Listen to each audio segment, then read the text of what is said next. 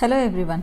Today we are going to see a one slide education on Johnson and Johnson vaccine for COVID. The interim results of the phase 3 trials were given out yesterday by the company. So let's look at a bird's eye view.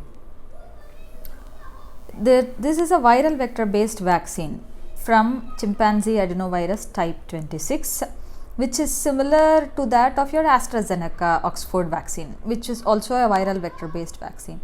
Another example is your Covishield. The genetic material for spike protein is incorporated into the adenovirus, which acts as a vehicle. Right.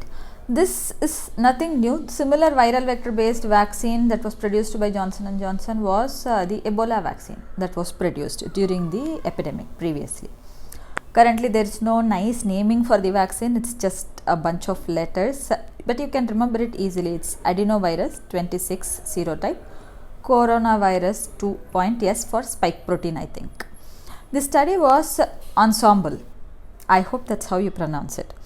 So what they did was they had nearly 43,000 participants from 3 different places majorly. More than 60-year age group, which is a high risk, constituted of nearly, I think we can say 25% of the participants around. Don't come and fight with me for the mathematics, right?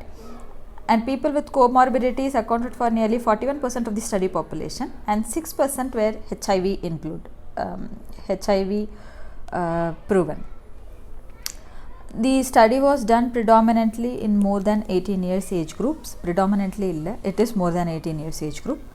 What they tried to study, the endpoint of the studies was to find out how effective this vaccine was against preventing moderate to severe COVID disease. And they did an analysis at day 14 and day 28. What did they find out? What they found out was the overall efficacy was 66% on day 28 after the first dose of vaccine. The 66% looks very less, isn't it so, compared to your Pfizer and your Moderna vaccine. But what we need to remember here is the FDA benchmark, which was the starting point when we were trying to produce vaccines. It said at least a 50% efficacy will do for a COVID vaccine. And another thing that you need to consider here is that the mechanism of actions are different, of course. Your Pfizer and Moderna vaccines were predominantly done only in US. It was not tested in other subjects. Whereas J&J vaccine, you have different people, different ethnicities, different races, so different countries and the different variants. That is another important point that you need to consider. When the earlier Pfizer and Moderna vaccines were doing their trials, these newer variants of SARS-CoV-2 were not there, right? But now when these people are doing trials, when the upcoming vaccines are doing trials, they are facing not just the original Wuhan strain, they are facing so many different strains of SARS-CoV-2, which comes with its own set of problems. For example, if you see the efficacy in different parts, in US it recorded the highest efficacy of around 72%.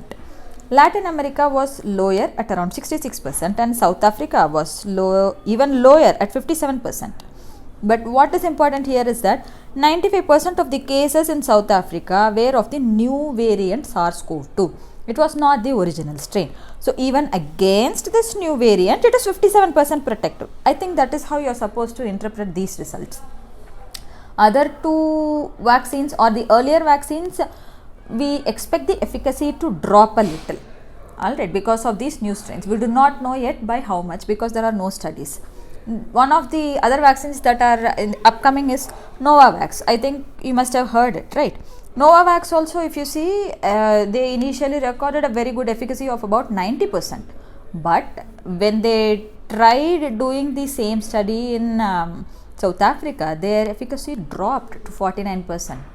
It could be possible because of the new variant. It could also be possible because of the HIV patients, because there are many HIV positive patients in that region, which could have affected the ultimate outcome of the study. We do not know how much it has affected the Johnson and Johnson study here. So that is about the first result. First result you need to remember is overall efficacy is 66% on day 28. What did they set out to find? Protection against severe disease, and they did find out that it was protection it was protective for 85%. So it gave 85% protection against hospitalization and death, and the most important part here is not the percentage, I would say in all settings. Okay, so it does not matter what the strain of the virus is, but it provided 85% protection against severe COVID disease. Here they defined severe and moderate COVID disease based upon lab confirmed SARS-CoV-2 along with a set of clinical and lab findings. But laboratory confirmation was there. Even in HIV patient, there was about 50% efficacy. The onset of protection here started from 2 weeks, day 14.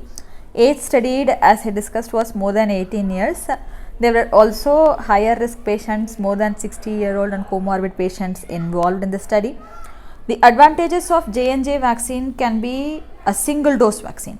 See, the advantage of having multiple vaccines, multiple, I am not talking about the dosage regimen, I am talking about different products of vaccines, is that you get to pick and choose. For example, say in a pandemic or an outbreak situation, a single dose vaccine which can be mass produced might work better, because what you need is to do it fast and do it for a wide range of people. So maybe this might be one of the vaccines for that, we don't know. The second one is it protects against severe COVID disease in all settings. And it is fairly active against the newer variant of SARS-CoV-2. And next advantage is storage, right? So storage, even in the regular refrigerator at 2 to 8 degrees, it can stay for 3 months, especially in resource poor countries where you do not have this deep freezer facility for storing the Moderna, Pfizer, those vaccines. I think this can definitely be helpful. Adverse drug reaction are injection site reaction, local reaction, redness, swelling. These are all from phase 2 trials that I picked out. Systemic is fever, fatigue, headache and myalgia. These were the most common adverse reaction reported. I am yet to find out the phase 3 result article published in a journal, but let's wait for that and see what is being reported. And last but not least, they are trying to do ensemble 2 study to see whether a 2-dose regimen is going to boost the efficacy from 66% to a higher range. I hope this was useful to you. The reason I am doing this is they will be applying for emergency approval in the coming weeks, and it might be approved in the next 1 or 2 weeks. If so, this becomes the third vaccine to get approved in the US after Pfizer and Moderna. And let's wait and see what happens. All right. So thank you for listening to me. If you have any doubts, please ping me in the comments below, or you can put it up in the Telegram group. If I have mispronounced something or given a different data, then I will definitely include it in the description box as an errata. So please don't forget to check it out. Thank you and all the best.